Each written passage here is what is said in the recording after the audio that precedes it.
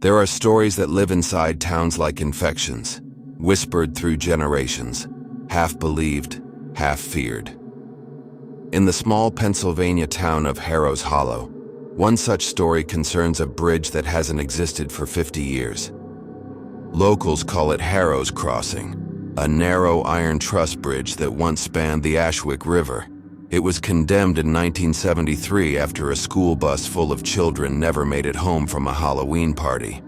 Witnesses said the fog that night was so thick it swallowed sound, light, and shape.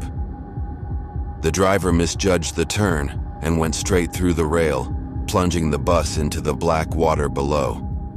31 children and one driver were lost. The bridge was dismantled the following spring, or so people thought. Every October 31st, just before midnight, someone claims to see the bridge again. Not a replica, not rebuilt, but returned. Locals describe its beams rusted and slick, lanterns burning with faint orange light, and a layer of fog so heavy it seems alive.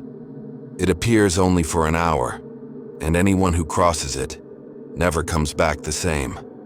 Darren Wright was 37 when he stopped believing in ghost stories. A delivery driver for a grocery chain, he knew the roads better than anyone in Harrow County. When his younger sister Lila started telling him about Harrow's Crossing reappearing each Halloween, he laughed it off. "You know what disappears every October?" he told her. "Common sense." That Halloween, Darren took the night shift.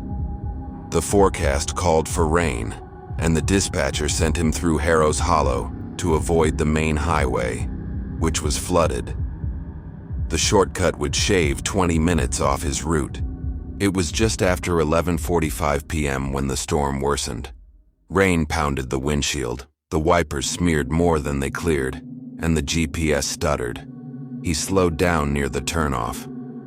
There, his headlights struck something odd, a metal bridge extending into a wall of fog.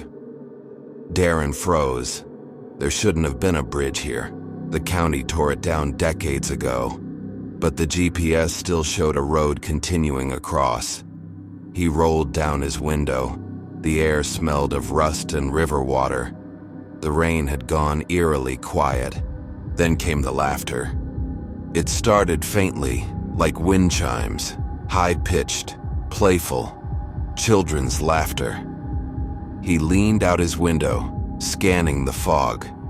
The sound echoed all around, impossible to pinpoint. When he turned back toward the dashboard, he saw a small, wet handprint on the inside of his windshield. He didn't move for 10 seconds. Then the truck shuddered, something heavy brushing against its rear bumper. He shifted into reverse, but when he checked his mirrors, the road behind him had vanished. There was only mist. "Hello?" he called. A faint voice answered from the fog. "We can't get home." Darren stepped out, flashlight trembling in his hand. The bridge creaked under his boots, the metal slick and soft, like it had been underwater for years. His light caught movement, a child standing 30 feet ahead, wearing an old-fashioned Halloween mask, cracked down the middle. "Kid, you lost?" he called. The figure didn't respond. Behind it, more shadows gathered, small, hunched, dozens of them watching in silence. The fog around them pulsed like breathing. Then he heard the song. From somewhere within the mist, a warped children's melody drifted through the air. "Cross the bridge, don't look down. Cross the bridge, don't make a sound." The lights on the bridge flickered. One by one, the children vanished, melting into the fog, until only the masked boy remained. Darren took one step back, then another. The boy raised his hand and pointed directly at him. Something moved beneath the bridge, huge, slow, and heavy. Darren felt vibrations under his feet as if the river itself was awake. When he turned toward his truck, he saw that it had moved. It was now halfway across the bridge, headlights dimmed, driver's door wide open. He ran. The radio came on by itself, static, Then a woman's voice whispering, "Don't look back."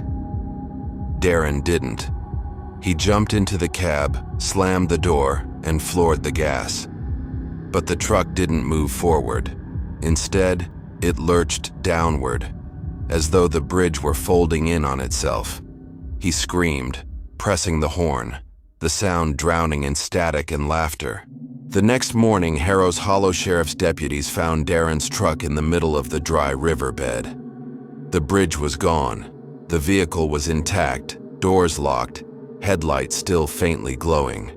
The interior, however, was covered in wet footprints, child-sized, and dozens of candy wrappers stuck to the glass. Darren was never found.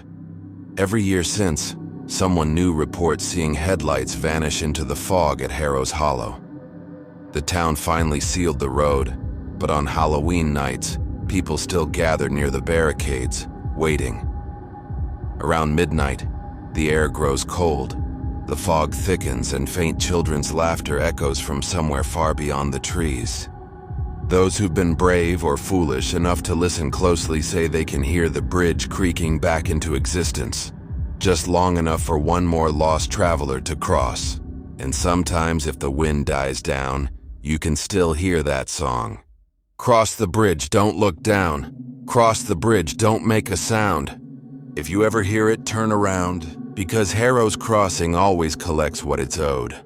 There's a roadside motel along Route 47, just outside a small Ohio town, that doesn't exist on any booking site. No website, no phone number, no recent reviews. It's called the Hollow Creek Motel, and its neon sign only lights up one night a year and on Halloween. Truckers say they sometimes see its red vacancy sign flicker through the fog around midnight, even though the building's been condemned for years. The county records listed as destroyed in a fire back in 1982, but every Halloween night, that glowing red sign comes back on, humming faintly in the dark. Marcus Delaney was a traveling salesman who lived on the road more than at home. He was used to odd motels, flickering lights, stains on the carpet, the usual cheap hospitality. On October 31st, 2021, he was driving through heavy rain when his phone lost signal. The GPS froze on a blank screen, and every exit sign he passed said, "Next services, 40 miles." That's when he saw it, a neon red sign glowing faintly through the fog. "Hollow Creek Motel, vacancy." He slowed down, tires hissing on wet asphalt. The building looked old but strangely well kept. The paint peeled, but the windows were clean. A faint orange light flickered from one of the rooms. Marcus parked, grabbed his briefcase, and stepped into the drizzle. The air was cold, unnaturally cold. The office bell chimed as he entered, though the place looked empty. The front desk was covered in dust, but the guest book looked brand new. One key hung from the rack. Room 103. A note lay beside it, written in neat cursive. "Cash only. Leave payment in the box. Room 103 is ready." Marcus hesitated, but figured he'd stumbled on one of those old-school places where you pay in the morning. He grabbed the key, left a $20 bill in the box, and headed to his room. Room 103 smelled faintly of smoke, like burnt wood covered by cheap perfume. The TV was on, playing static, but the remote didn't work. The bed was made, the sheets crisp, too crisp, like hospital linen. As he unpacked, Marcus noticed something odd. The clock on the nightstand was stuck at 12:03 a.m., the exact time he'd entered the motel parking lot. He tapped it. It didn't move. Then the phone rang. He froze. There was no signal outside, so how could a motel with no staff have a working phone? He picked up. A woman's voice whispered on the other end, "Please, get out. Don't let him see you in the mirror." The line went dead. Marcus turned toward the mirror above the dresser. It was fogged over, like someone had just breathed on it. When he wiped the glass, he saw his reflection. And behind him, the outline of another figure standing in the bathroom doorway. He spun around, but nothing there. The bathroom was dark. He switched on the light, heart hammering. The shower curtain swayed gently, though there was no draft. That's when he saw it. Wet footprints on the tile floor, leading out of the shower and stopping at the doorway. He backed into the bedroom, grabbed his keys, and bolted for the door. But when he opened it, he wasn't looking at the motel parking lot anymore. Instead, the hallway stretched endlessly in both directions, lined with identical room 103 doors. Every single door had the same brass number. Every single door had faint smoke curling out from underneath. Marcus ran down the corridor, pounding on doors, shouting for help. From behind one of them, he heard a man's voice laughing, low and wet, like it came through water. "Checking out so soon?" it said. He ran faster, but the hallway looped back on itself. The same sign hung above him again. Room 103, this way. When he finally burst through a door, gasping for air, he found himself back inside the same room. His suitcase on the bed, the TV buzzing. But now, on the screen, he could see himself standing in the room. Live.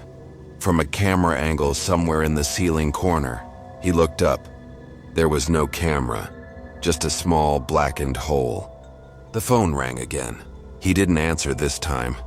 Instead, he threw the door open and ran outside. And finally, the world looked normal again. The neon sign flickered.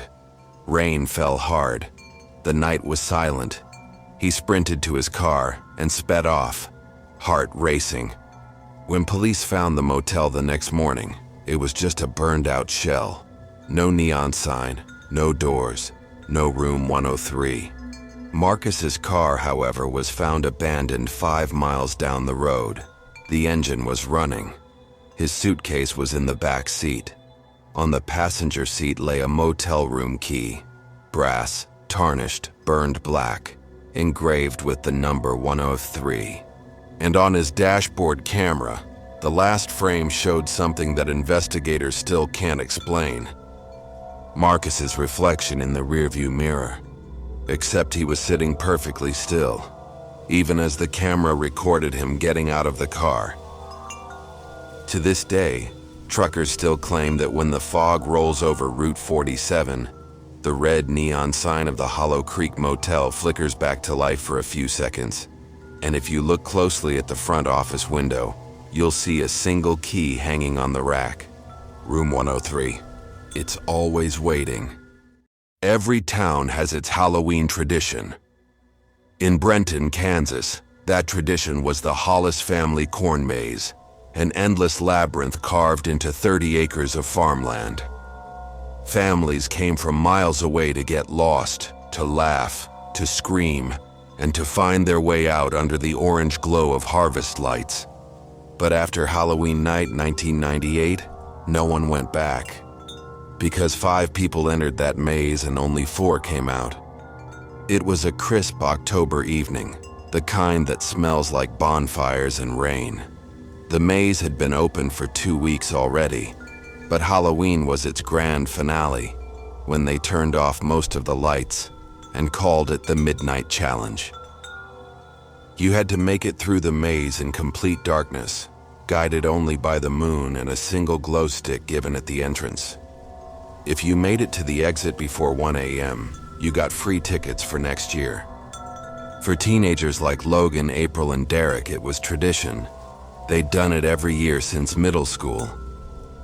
But this Halloween felt different, colder, quieter, like the field itself was listening. At the entrance booth, the old owner, Mr. Hollis, handed them their glow sticks. "Stick to the path," he said. "If you hear the bell, stop where you are." April asked, "What bell?" He didn't answer, just looked at them like he regretted letting them in. The maze was taller than ever that year, stalks towering above their heads, rustling in the wind. Within minutes, they couldn't see the lights of the farmhouse anymore, just endless corridors of dry corn and dirt. They laughed, they shouted to scare each other, they joked about ghosts. But soon, they started hearing something else. Footsteps, not theirs. Every time they stopped, the sound stopped. Every time they moved, it followed. At first, Derek thought it was one of the workers in costume. Maybe the guy in the scarecrow mask they saw at the gate. But the scarecrow was supposed to stay near the entrance. Then the bell rang. A slow, distant clang. Clang, clang, echoing through the field. "Guess that's the curfew," Logan said, trying to sound casual, but his voice trembled. April raised her glow stick, and froze. The light reflected off something in the rows ahead. A mask, burlap, stitched with black thread, eyes hollow, mouth grinning. "Hey, nice costume," Derek called. The figure didn't move. Then in one slow step, it tilted its head, the exact way a crow studies roadkill. April screamed and the light went out. The next few minutes were chaos. They ran through the maze blindly, crashing through walls of corn, cutting themselves on broken stalks. They screamed for the exit, for help, for light. But the only answer was rustling, hundreds of whispers in the dark. When Logan finally stumbled into a clearing, he thought they were safe. April was behind him, gasping, her hands shaking. But Derek was gone. "Where's Derek?" she panted. I don't know, he was right behind us." The bell rang again, this time closer. From the far side of the clearing, something moved. The shape of a man dragging a broken bell on a rope, its clapper clanging with every pull. His mask gleamed in the moonlight. Burlap stitched shut where the mouth should be. April dropped her glow stick. "Run," Logan whispered. They tore through the maze until their lungs burned. The corn walls seemed endless. No matter how far they ran, the bell kept ringing behind them. Steady, mocking, patient. Then they saw it, the exit gate glowing faintly under a flickering lantern. They burst through, screaming for help. The farmyard was empty. No music, no people, no lights, just fog rolling in from the field. Mr. Hollis's truck was gone. The ticket booth was dark. Even the pumpkins on the porch were rotted and black. April sobbed, clutching Logan's arm. "Where is everyone?" Then from behind them came the sound of dragging metal. Clang! Clang! Clang! They turned. At the maze entrance, the scarecrow was standing again. But now its head moved. Slowly, it raised one arm, pointing at them. And then, from behind it, another figure stepped out. Then another. Dozens. All wearing masks. All holding ropes. Each one dragging a small metal bell. When police arrived the next morning, they found the maze completely empty. Every path had been trampled flat, like 1,000 people had run through it during the night. No one ever found Logan, April, or Derek. The Hollis family left town within a week. The farm has been abandoned ever since. Locals say that on Halloween night, if you drive past the fields, you can still see faint orange lights moving through the corn and hear the bell ringing from somewhere deep inside. They say the maze grows back every year, no matter how many times it's burned. And sometimes when the wind shifts just right, you can hear the laughter of the lost. Most people don't believe in ghosts until they hear one. In the quiet town of Cold Hollow, there's an old AM radio frequency that only broadcasts once a year, on Halloween night, between 11 p.m. and 3 a.m. Locals call it Station 1043, but it isn't listed on any registry. It doesn't play music, it doesn't run ads, it just talks. The first time you hear it, it sounds like static, until the voices start to come through. And they always say the same thing at the beginning. This is Cold Hollow Radio, and we're still on the air. In 2002, Ethan Miller, a night security guard for the town's old railway depot, discovered the station by accident. He was doing rounds in his truck on Halloween, flipping through the radio to stay awake. All the FM stations were fading in and out from the storm, so he switched to AM, static, crackle, hum, and then a voice. It was calm, steady, and too clear for the old radio in his truck. "Tonight's forecast," the man said.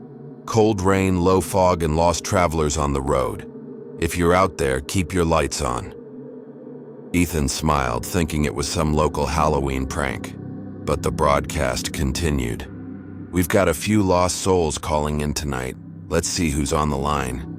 Then came the sound of a phone click and a woman's voice, crying. "Please, someone help me. My car hit the water. I can't get out." Static surged. Ethan leaned forward, gripping the wheel. "Hello?" he whispered as though she could hear him. "He's coming back," the woman said. "I shouldn't have stopped. Please tell my son I'm sorry." The transmission cut off. Then the host spoke again. "If you're driving along Route 9, please slow down near the bridge. It's a bad night for crossing." Ethan's blood turned cold. He was on Route 9, and up ahead he could see the bridge through the rain. He stopped his truck on the shoulder, heart pounding. There were skid marks on the road, fresh. The guardrail on the right side was broken, twisted metal pointing down into the ravine below. He grabbed his flashlight and ran to the edge. Below, through the fog, he could see the faint glimmer of headlights submerged in the water. Ethan called the sheriff's department. They arrived 20 minutes later and pulled the car from the river. Inside was a woman in her mid-30s. She had drowned just minutes before he arrived. Her name was Lydia Harper. The radio in her car was still on, tuned to 10:43 a.m. After that night, Ethan couldn't let it go. He told people about what he'd heard, about the voice, the warning, the call for help. Most laughed. Some said he must have picked up an old police frequency, a delayed broadcast, interference. But Ethan kept listening. Every Halloween, he tuned in to 10:43 a.m., and every year, the broadcast returned. Always the same voice hosting, always the same introduction. "This is Cold Hollow Radio, and we're still on the air." And every year, someone in town died that night. A car crash, a house fire, a heart attack. Sometimes, the victims were people who'd been mentioned on air. In 2007, Ethan started recording the broadcast. He kept the tapes locked in a metal box under his bed. The first few were faint static and distorted voices, but by 2010, the sound was clearer. Too clear. That year, the host's voice said something that made Ethan freeze. And tonight's caller in is Ethan Miller, still out there keeping watch at the depot. Ethan's hands shook as he stared at the radio. He hadn't told anyone he was listening. "Ethan," the voice continued, "you've been faithful to the broadcast. You've been waiting. Maybe it's time to join the show." The sound of a phone ringing filled the truck. His phone, not the radio. Unknown number. He didn't answer. "Pick up, Ethan," the host whispered. Then came another voice through the radio, his mother's. She had died the year before. "Sweetheart, don't stay up too late. It's almost midnight." He ripped the radio out of the dashboard and threw it into the woods. The next morning, his truck was found idling on the depot road, headlights still on. The radio had been torn from the dash, but it was back on the seat, still working, still tuned to 10:43 a.m. The tape recorder in the glove box had captured his last words. You can hear him breathing hard, whispering, "It's not a station. It's a signal." Then a voice responds, "This is Cold Hollow Radio, and we'll be right back." When the sheriff's department went to investigate, they found no transmitter, no tower, no station license, nothing. The AM band was dead for miles in every direction, except on Halloween night. And even now, people still tune in out of curiosity. Last year, a teenage boy recorded the broadcast from his basement. He uploaded it online, thinking it was a hoax. At 1:12 a.m., the recording captured the host saying, "If you're listening to this, you're already tuned in." The boy disappeared 2 days later. Every Halloween night between 11 Haas and 3i, the static on 10:43 a.m. returns. Sometimes it's just whispers, sometimes it's screams. But if you listen long enough, you'll eventually hear your name. And when you do, don't change the channel. Because once you're tuned into Cold Hollow Radio, you're already part of the show. The Hollow Creek Diner sat at the edge of a forgotten highway, the kind of place that never closed, even when it should have. Its neon sign had been flickering for decades, buzzing like an insect caught in a jar. To the few locals who still remembered it, it was just another relic of a quieter time.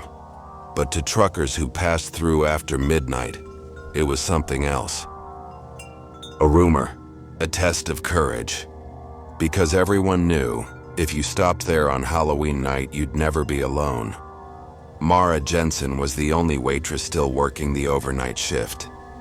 She was 32, tired, and half ready to quit. The diner hadn't had a real customer in years, just the occasional trucker or drifter passing through. Halloween was always her least favorite shift. The lights flickered more than usual. The coffee machine made odd groans. And around midnight, the air turned colder, like the heat was being sucked out of the room. That year, 2023, was worse. The radio on the counter kept losing signal, replaced by faint whispers that almost sounded like laughter. She tried turning it off 3 times. Each time, it turned itself back on. The clock above the door read 11:59 p.m. when she heard the bell over the entrance chime. A man in a dark gray coat stepped in, rain dripping from his hat. His face was pale, his eyes sunken, but his smile was polite. He slid into a booth by the window. Mara grabbed her pad and walked over. "Coffee?" she asked. He nodded, "Black and whatever's hot." She poured him a cup and turned to head back to the counter. "Miss," he said softly, "do you know what happened here?" She frowned. "What do you mean?" "The fire," he said, "the one that killed everyone." Mara froze. "There's never been a fire here." The man tilted his head. "Then whose picture is that?" He pointed to the wall. There, behind the glass, was a framed photograph Mara had never seen before. 5 people, all wearing diner uniforms just like hers. Their smiles were faded.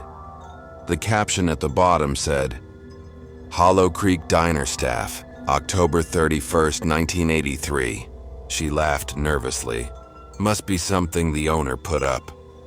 But when she looked toward the kitchen, the door was slightly open, and behind it, the faint sound of a sizzling griddle hissed in the dark, though no one was cooking. "Is someone back there?" she called. No answer.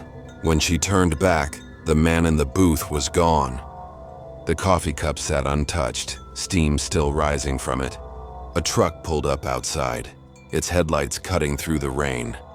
A tall man stepped out, drenched and shivering. He entered quickly, slamming the door behind him. "Hey, you open?" he asked, brushing water from his jacket. Mara forced a smile. "Yeah, we're open. Take any seat." He sat down and started talking about the fog, the empty roads, the weird old bridge he'd crossed to get here. She listened politely, grateful for company. Then he paused.